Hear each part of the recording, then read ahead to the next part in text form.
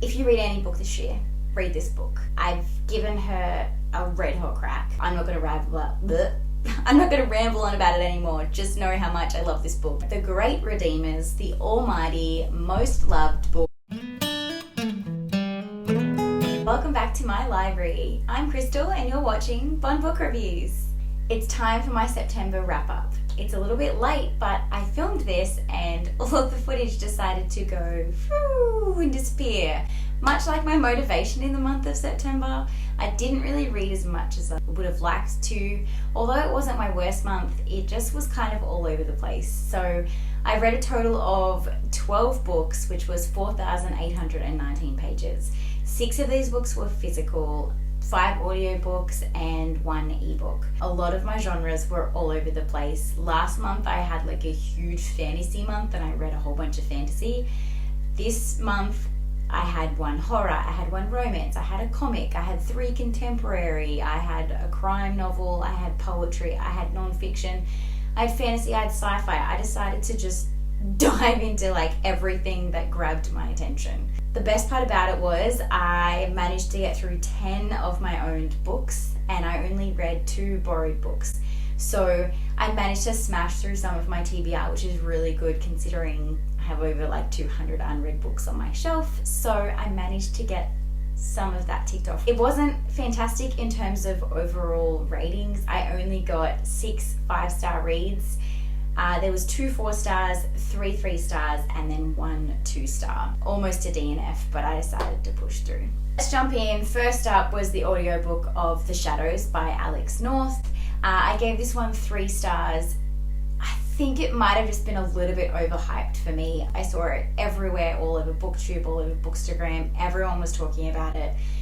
And I jumped in and there was elements where I was spooked and was like, oh my God. But I just felt like the ending and the twists were a little bit lackluster for me.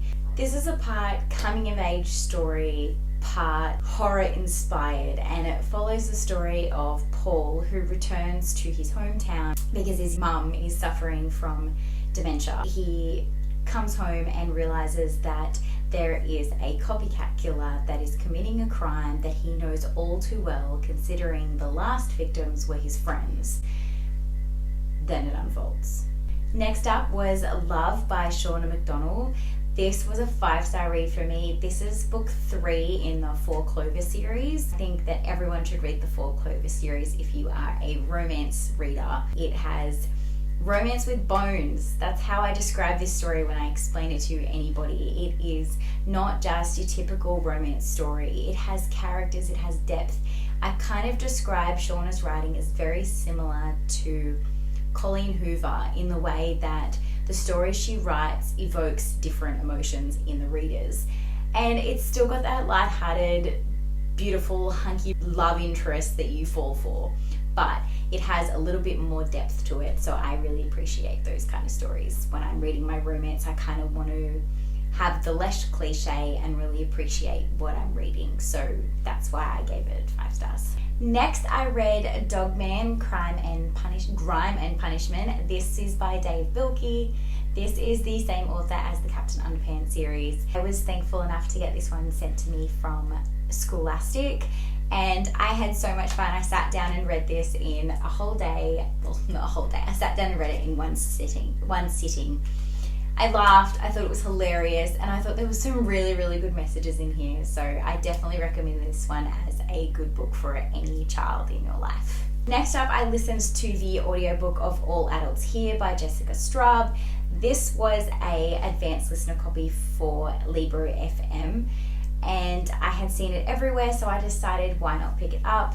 Unfortunately, it fell short a little bit for me. It was only a 3-star read. To me, it felt like the author had thrown in everything that they possibly could. It was one of those all-in-one basket kind of books that almost took away from how powerful the story could have been.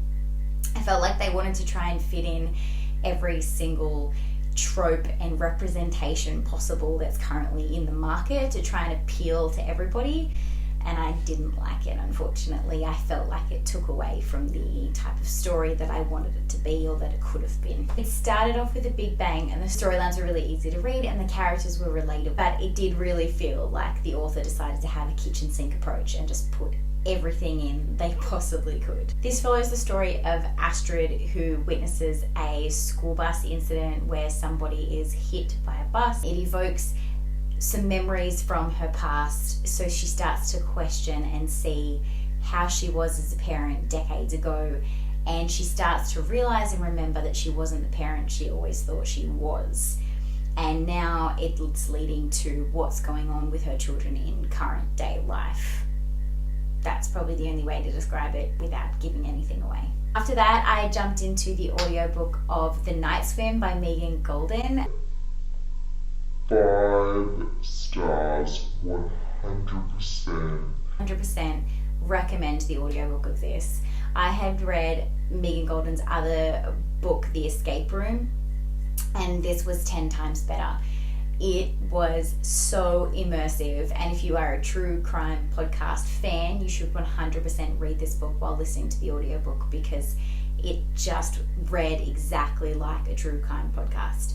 It follows the story of a true crime podcaster, and she's covering the trial of a potential murder/rape trial, and it was just really well done. There was twists, there was turns, there was intrigue. It was impossible to put down, and the way that the audiobook added to the entire atmosphere of it all was amazing. So 100% pick that one up.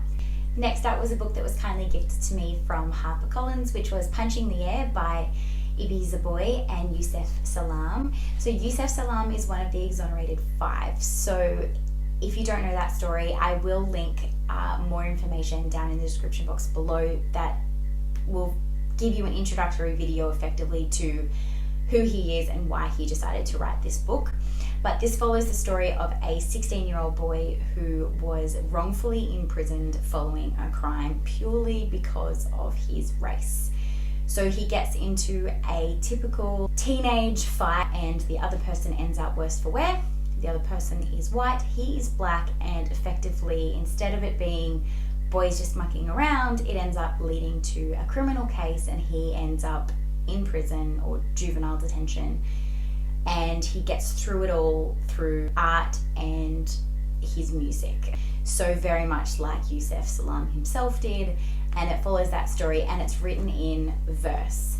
And the cool thing about it is that some of the verses that are in here are actually the verses that Yusef Salaam wrote himself to get himself through his prison sentence.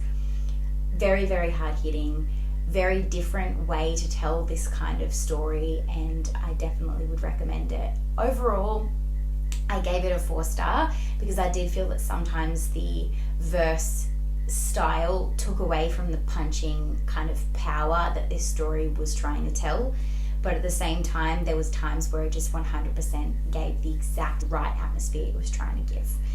100% would recommend picking that up. 1, if you want to diversify your shelves. 2, if you want to learn more about exonerated 5 and wrongful imprisonment, as well as how people cope using their art to get through difficult situations. Next was another ALC audiobook, which was Anxious People by Fredrick Backman. If you read any book this year, read this book. I have not found one person that does not like this book. It is 5 stars, 100%. There are so many quotes in this book that I wanted to just write everywhere. Like, I only had the audiobook. If I had the physical book, it would be highlighted in so many sections. My plan is to add the physical book to my section. I literally don't really buy a book once I've read it unless I've 100% loved it and potentially want to reread it or just add it to my collection so that I can recommend it to so many people. My red section of books that I have kept is purely only my 5-star reads and maybe a couple 4 stars that I just really appreciated and know that there's people in my life that would want to read them. The rest of my collection is unread books or series that I want to keep together. So to tell you that I wanted to buy this book even though I've already read it to add to my collection just goes to show you how much I loved it. Now to the 2-star almost DNF read, which was The King of Confidence by Miles Harvey. Again, another ALC listener copy from Libro FM. I am a partner with Libro FM. I do have a code, so it will be down in the description box. If you click that link, you will effectively get a free audiobook. This book, I don't even know what to tell you what it's about, because I was that confused, that lost, that uninterested in the whole story. I am sure there is many people out there that would love this story. I think there's many people out there that would be interested in this history. Me, as an Australian, didn't really care enough. I finished it. I found some cool, oh, that's interesting moments, but overall. But following that was another 5-star read, which was The False Prince by Jennifer A. Neilson. I loved it. A basic YA fantasy novel, without the love triangle. The cool thing about it was it had a couple of twists in it.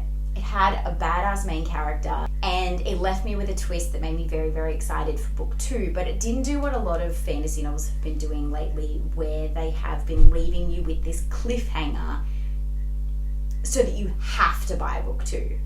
Instead, it left me with a cliffhanger, but I still felt like the story was wrapped up. So I was intrigued enough to want to keep reading, but not forced to buy book 2 to find out what happened. This follows the story of I guess you could say, evil man who decides that he wants to take over the royal palace, and he chooses to do this by finding orphan boys and training them to become the false prince. He's training them effectively to become the prince that went missing many years ago, but is potentially still alive, and he's going to bring them back to claim they're this person and take it down from the inside.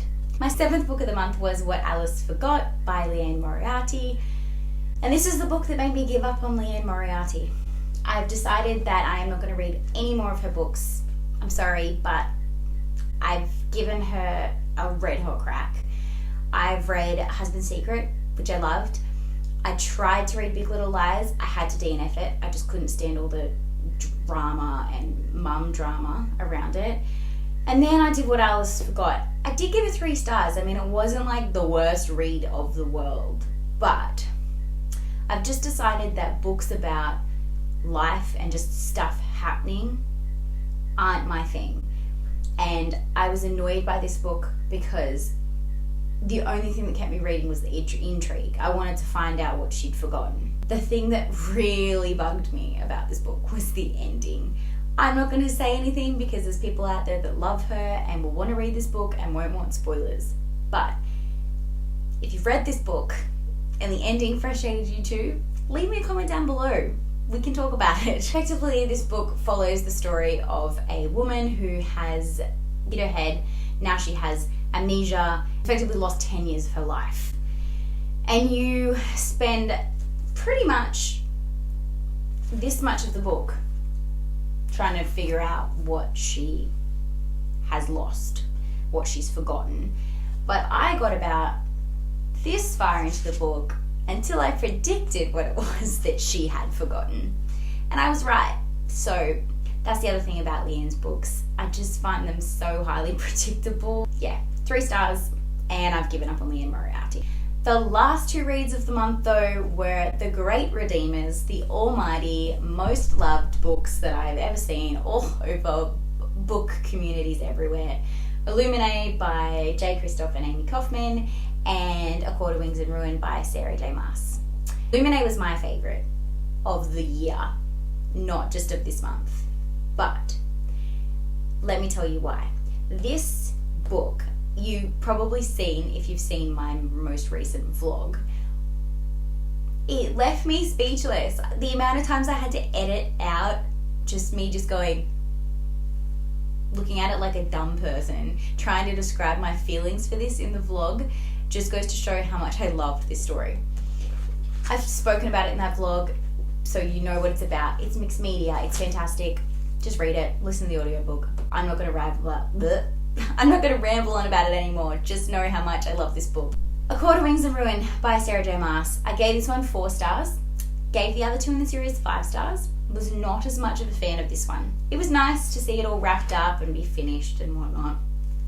But I don't know, I just felt less intrigued, interested, excited by this one maybe. I don't know. I think it might have been a little bit too big. I think you could have cut out maybe like this much of the story and not lost too much.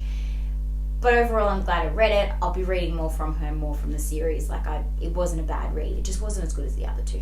And I'm not going to tell you what this one is about because pretty much everyone knows what it's about, and it's the 3rd in a series, so it's a bit hard for me to tell you without giving away spoilers.